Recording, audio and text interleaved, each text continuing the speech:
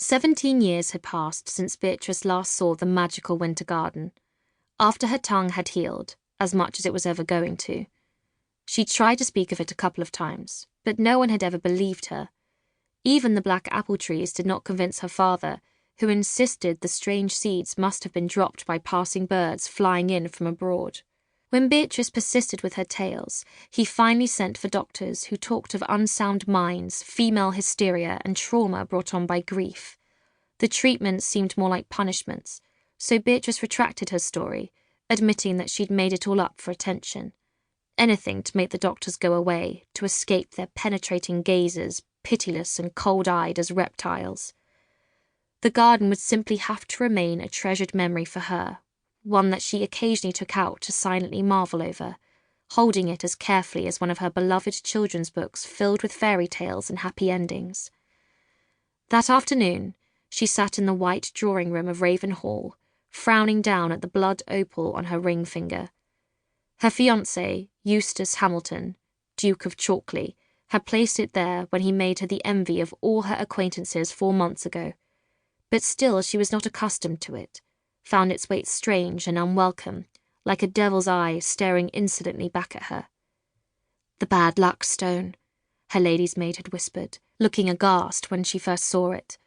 Remembering herself, the girl had quickly apologized and haltingly attempted to admire the ring, but it was the first sentiment that had been true to her heart. Against the black silk of Beatrice's morning gown, the stone seemed to glow redder and hotter, full of sparks and fireworks and erupting volcanoes. She knew that opals were considered unlucky by many, but this ring had been in Eustace's family for centuries, worn by generations of bejewelled, beautiful duchesses. And superstitions aside, it wasn't the ring that was the problem. It wasn't even the man. It was the proposal itself. At 25, Beatrice knew she was not like other women. Her heart did not flutter when a man placed his hand on her waist at a dance. She had never longed for any particular gentleman to glance her way. Love poems left her as cold as the mossed, marbled statues in her home's manicured gardens. She knew the role that was expected of her, the flirting with fans, the sly sideways glances, the coquettish teasing, the eyelash fluttering. It was simply that she never experienced the slightest romantic interest in any person, no matter how eligible. On the contrary, how dull the men all seemed to her, with their blustering and their posturing and their fragile egos.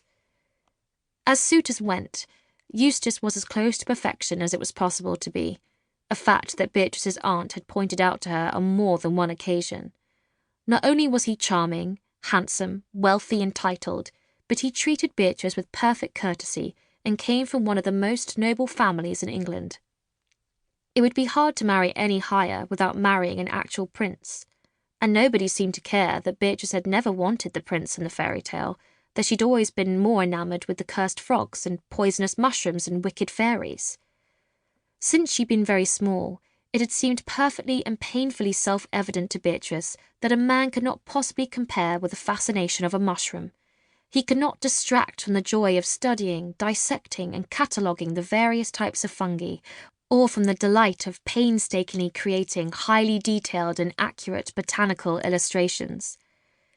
Beatrice enjoyed collecting interesting plants and tending to her herbarium, and the thought of putting all that aside to become a wife and mother left her itching abominably within her own skin, causing it to feel too tight, as if it had been made for another person altogether.